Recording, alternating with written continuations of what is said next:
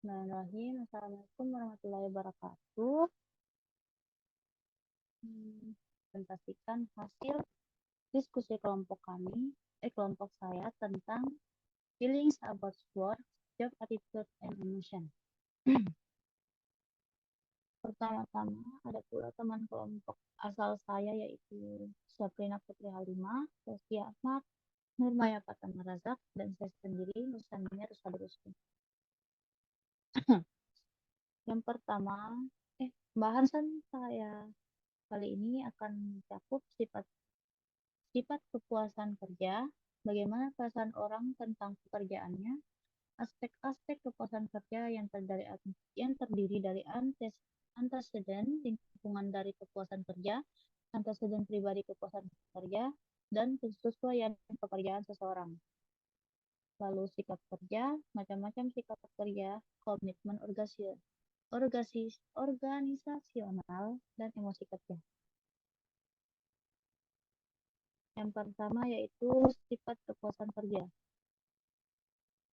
Kepuasan kerja adalah variabel sikap yang mencerminkan bagaimana perasaan orang tentang pekerjaan mereka secara keseluruhan, serta berbagai aspek pekerjaan. Secara sederhana, kepuasan kerja adalah sejauh mana orang menyukai pekerjaannya, ketidakpuasan kerja adalah sejauh mana mereka tidak menyukai pekerjaan mereka. Ada dua kepuasan pendekatan dalam kerja, yaitu yang pertama, pendekatan global atau global approach, yaitu kepuasan kerja sebagai perasaan tunggal serta menyeluruh terhadap pekerjaan. Yang kedua, pendekatan alternatif atau alternative approach, yaitu fokus pada aspek pekerjaan. Selanjutnya adalah bagaimana perasaan orang tentang pekerjaannya.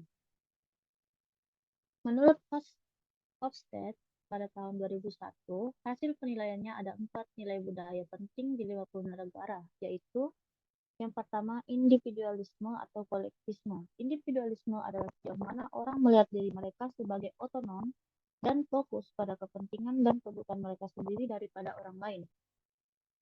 Sedangkan kolektivitasme adalah kebalikannya, di mana orang melihat diri mereka saling berhubungan dengan orang lain dengan fokus pada kelompok tempat mereka berada. Yang kedua, masculinity atau maskulinitas, yaitu maskulinitas mencerminkan sejauh mana organisasi fokus pada pencapaian dan kinerja pekerjaan dibandingkan dengan kesehatan dan kesejahteraan karyawan. Yang kedua ada power distance atau jarak kekuasaan, yang berarti toleransi yang dimiliki orang terhadap perbedaan kekuasaan dan status di antara tingkatan organisasi dan masyarakat. Yang keempat ada unsur Stanley avoidance atau penghindaran ketidakpastian. Ini mencerminkan tingkat kenyamanan dalam situasi yang tidak dapat diprediksi.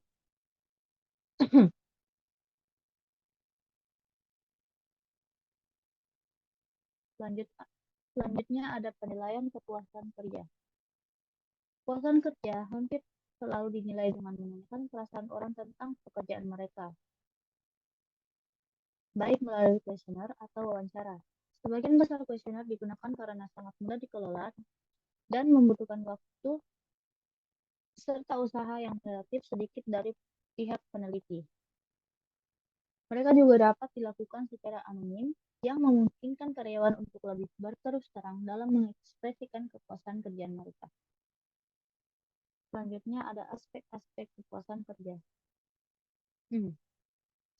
Menurut Spector, pada tahun 1997, aspek kepuasan pekerjaan terdiri dari 9, yaitu yang pertama adalah gaji atau pay.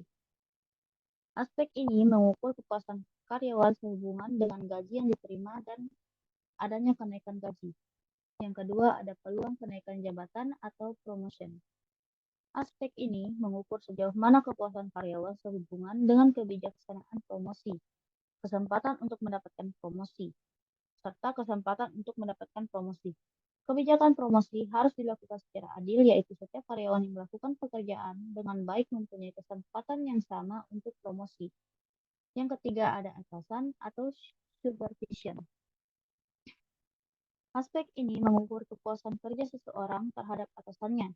Karyawan lebih suka bekerja dengan atasan yang bersikap mendukung, penuh perhatian, hangat, dan bersahabat, memberi pujian atas kinerja yang baik dari bawahan, dan memusatkan perhatian kepada karyawan atau employee center daripada bekerja dengan atasan yang bersikap acuh tak acuh, kasar, dan memusatkan pada pekerjaan atau job center. Yang keempat ada tunjangan, tambahan, atau bonus. Aspek ini mengukur sejauh mana individu merasa puas terhadap tunjangan tambahan yang diterima dari perusahaan. Tunjangan tambahan diberikan kepada karyawan secara adil dan sebanding. Yang kelima ada penghargaan atau reward.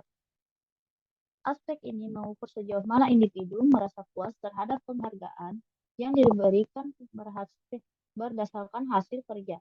Spektor pada tahun 1997 berpendapat bahwa setiap individu ingin usaha, kerja keras, dan pengabdian yang dilakukan karyawan untuk kemajuan perusahaan dihargai dan juga mendapat imbalan yang semestinya. Yang keenam ada prosedur dan peraturan kerja atau operating procedure. Aspek ini mengukur kepuasan sehubungan dengan prosedur dan peraturan di tempat kerja. Hal-hal yang berhubungan dengan prosedur dan peraturan di tempat kerja mempengaruhi kepuasan kerja seseorang, individu seperti birokrasi dan beban kerja. Yang ketujuh ada rekan kerja atau shower. Aspek ini mengukur kepuasan berkaitan dengan hubungan dengan rekan kerja, misalnya ada hubungan dengan rekan kerja yang rukun dan saling melengkapi. Yang kedelapan ada jenis pekerjaan atau nature of work. Aspek ini mengukur kepuasan kerja terhadap hal-hal yang berkaitan dengan pekerjaan ini sendiri. Yang terakhir ada komunikasi atau communication. Berhubungan dengan komunikasi yang berlangsung dalam perusahaan. Aspek komunikasi yang lancar, karyawan menjadi lebih paham akan tugas-tugas, kewajiban-kewajiban, dan segala sesuatu yang terjadi di dalam perusahaan. Selanjutnya ada antecedent lingkungan dari kepuasan kerja. Menurut Heckman dan Olhams, pada tahun 1976 ada 3 bagian karakteristik pekerjaan dalam kepuasan pekerjaan, diantaranya yaitu yang pertama, karakteristik pekerjaan. Menurut Heckman dan Olhams, pada tahun 1976 ada 5 bagian karakteristik pekerjaan dalam kepuasan pekerjaan. Di antaranya yaitu pertama, variasi keterampilan atau skill variety, yaitu jumlah keterampilan berbeda yang diperlukan untuk melakukan suatu pekerjaan. Yang kedua ada identitas tugas atau task identity, yaitu apakah seorang karyawan melakukan seluruh pekerjaan atau sebagian pekerjaan atau tidak. Yang ketiga ada signifikan tugas atau task significance, yaitu dampak suatu pekerjaan terhadap orang lain. Yang keempat ada autonomy atau autonomi, yang berarti kebebasan yang dimiliki karyawan untuk melakukan pekerjaan mereka sesuai keinginan mereka. Dan yang terakhir ada umpan balik atau task feedback, yaitu sejauh mana jelas bagi karyawan bahwa mereka melakukan pekerjaan mereka dengan benar. Yang kedua ada gaji. Kepuasan gaji dipengaruhi oleh bagaimana dengan gaji individu lain dalam pekerjaan yang sama lebih besar daripada gaji pada umumnya. Yang ketiga ada keadilan. Keadilan terbagi atas dua, yaitu yang pertama keadilan distributif, yang dimana keadilan yang paling sering dinilai dengan dasar keadilan hasil, yang menyatakan bahwa karyawan seharusnya menerima upah atau gaji yang sesuai dengan pemasukan dan pengeluaran mereka secara relatif dengan perbandingan referen atau lainnya. Yang kedua ada keadilan prosedural, yaitu adalah persepsi keadilan terhadap prosedur yang digunakan untuk membuat keputusan sehingga anggota organisasi merasa terlibat di dalamnya. Selanjutnya ada antecedent pribadi kepuasan kerja. Berikut faktor-faktor yang dapat berperan dalam reaksi individu menurut beberapa peneliti seperti Stowe dan Cohen-Faras pada 2005 bahwa karakteristik pribadi penting dalam menentukan kepuasan kerja. Yang pertama, kepribadian, atau personality. Yang kedua ada jenis kelamin atau gender. Yang kedua ada usia atau age. Selanjutnya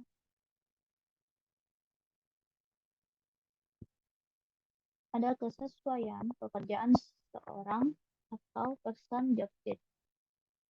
Pendekatan person job fit menyatakan bahwa kepuasan kerja akan terjadi bila ada kecocokan yang baik antara orang dengan pekerjaannya.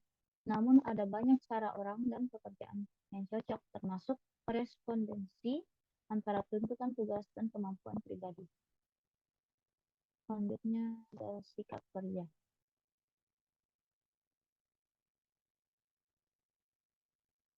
Kleitner dan Kinnicky pada tahun 2010 mengatakan bahwa kecenderungan yang dipelajari untuk merespon sesuatu dengan cara menyenangkan ataupun tidak menyenangkan secara konsisten dengan memperlihatkan objek tertentu.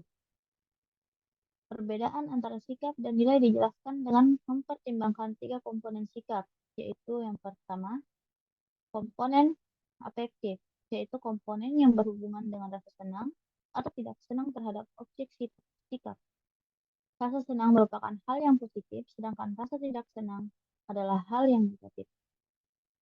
Yang kedua ada komponen kognitif, yaitu komponen yang berkaitan dengan pengetahuan, pandangan, keyakinan, yaitu hal-hal yang berhubungan dengan bagaimana orang berpersepsi terhadap objek sikap.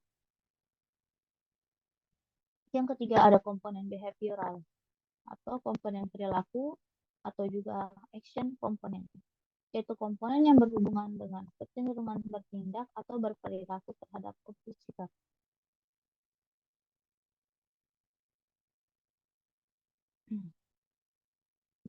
Selanjutnya ada macam-macam sikap kerja. Yang pertama, job involvement atau keterlibatan pekerjaan. Tingkat identifikasi psikologis dengan pekerjaan, di mana kinerja yang dirasakan penting untuk harga diri. Yang kedua, ada organizational commitment atau komitmen organisasional. Mengidentifikasi dengan organisasi tertentu dan sambil mempertahankan tujuannya, ingin keanggotaan dalam organisasi. Yang terakhir ada employee engagement atau keterlibatan karyawan. Tingkat keterlibatan, kepuasan, dan antusiasme terhadap pekerjaan. Selanjutnya ada komitmen organisasional.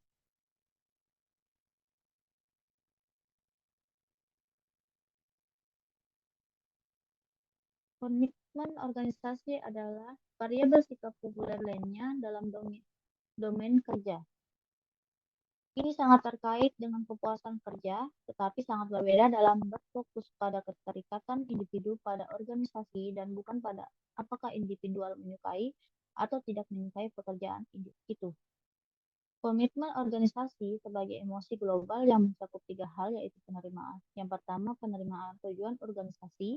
Yang kedua, kesediaan bekerja keras untuk organisasi. Yang ketiga, keinginan untuk tetap ada di dalam organisasi.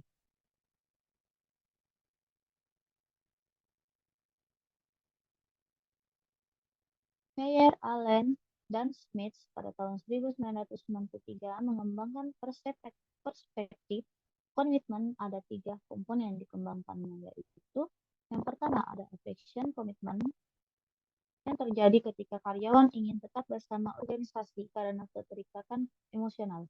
Yang kedua ada convenience komitmen, yaitu ada ketika orang harus tetap berada di organisasi karena dia membutuhkan tunjangan dan gaji atau tidak dapat menemukan pekerjaan lain yang dapat diterima. Yang terakhir ada normative commitment yang berasal dari nilai-nilai dari karyawan tersebut.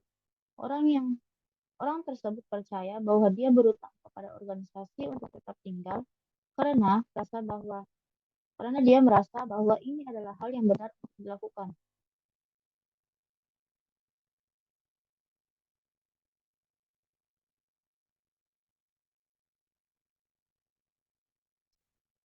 Meyer dan kawan-kawan pada tahun 1993 membahas sifat dan asal-usul ketiga komponen tersebut. Gambar di samping menunjukkan pengaruh utama masing-masing.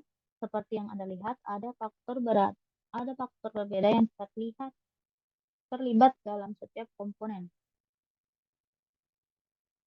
Yang pertama, affection, komitmen muncul dari pekerjaan dalam memiliki harapan. Artinya, apakah pekerjaan tersebut memberikan imbalan yang diberikan karyawan tersebut.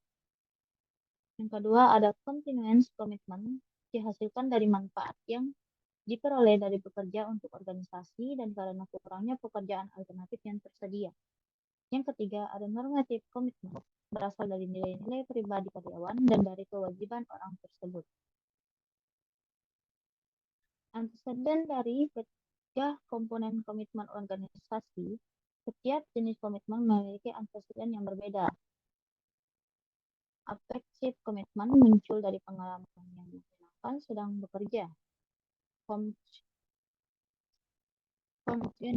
Continuance komitmen dihasilkan oleh investasi dalam pekerjaan dan kesulitan dalam menemukan pekerjaan lain. Normative komitmen berasal dari rasa kewajiban baik karena nilai-nilai seseorang atau dari bantuan yang dilakukan untuk orang tersebut oleh organisasi.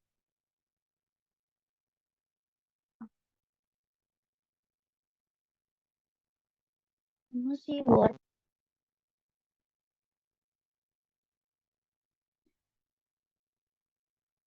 Bagi kebanyakan orang, pekerjaan merupakan komponen penting dalam kehidupan. Tidak hanya menyediakan sumber daya atau gaji dan tunjangan tambahan untuk memperoleh kebutuhan hidup, tetapi memiliki tujuan dan sosial kontak juga. Tidak dapat dihindari bahwa orang akan bereaksi secara emosional terhadap peristiwa di tempat kerja dan situasi. Pencapaian proyek kerja besar kemungkinan besar akan menghasilkan perasaan positif seperti kebanggaan dan kegembiraan, sedangkan pertengkaran sengit dengan atasan pasti akan memicu perasaan marah dan jengkel. Selain itu, ekspresi emosi di tempat kerja dapat terkadang menjadi bagian penting dari pekerjaan. Tenaga penjualan diharapkan tersenyum dan menjadi ramah, padahal petugas kepolisian sering diharapkan bersikap tegas dan menangani seseorang yang melakukan kejahatan. Penting untuk membedakan keadaan emosi dan suasana hati. Keadaan emosional adalah pengalaman tertentu seperti kemarahan atau ketakutan yang umumnya terjadi menanggapi suatu situasi, seperti dimarahi oleh atasan Anda. Suasana hati lebih lama keadaan istilah yang kurang spesifik dengan arah positif atau negatif, atau suasana hati yang baik atau suasana hati yang buruk, daripada perasaan tertentu seperti suka atau duka.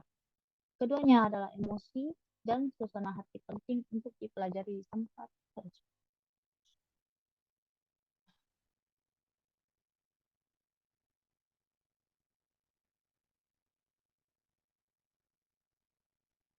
Lalu ada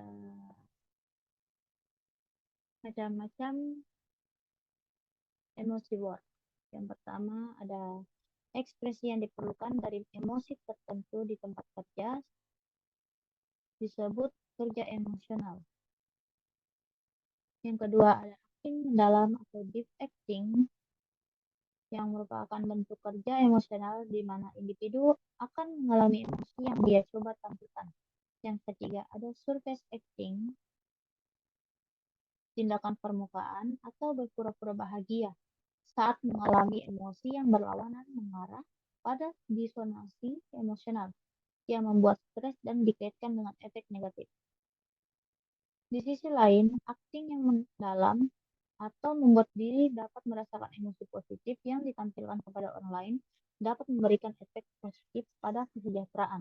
Misalnya, Jude, Wolf, dan Faust pada tahun 2009 menunjukkan bahwa kepuasan kerja berbanding terbalik dengan acting yang mendalam dan permukaan. Orang yang bertindak dalam cenderung menyukai pekerjaannya, dan orang yang bertindak di permukaan cenderung tidak menyukainya.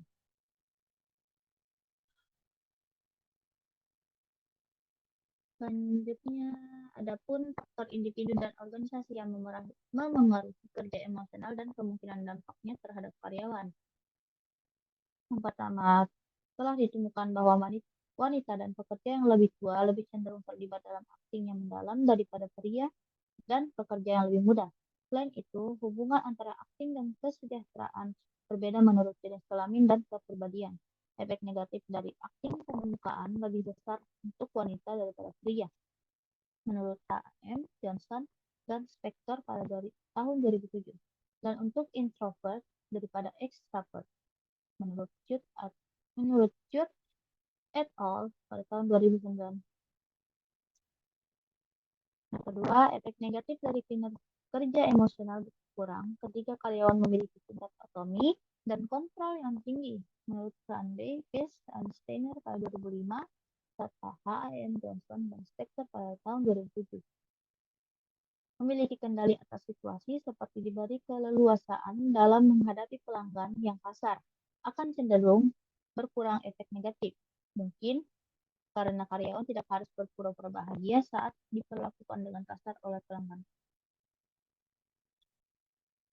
Contoh kasusnya yaitu perusahaan ini bergerak di bidang konveksi atau industri tekstil, di mana terdapat permasalahan antara perusahaan dengan pekerjanya. Masalah ini disebabkan karena miscommunication antara manajer dan karyawan. Setelah terjadi perubahan kebijakan perusahaan tentang penggajian karyawan, namun pihak perusahaan belum menginformasikan kepada karyawan, sehingga karyawan merasa perusahaan memperlakukan mereka semena-mena. Para karyawan mengambil tindakan dengan demo perusahaan. Namun, tindakan yang dilakukan menyebabkan PHK massal dari perusahaan. Jika kasus ini tidak konsisten dengan salah satu aspek kepuasan kerja oleh Spector tahun 1977.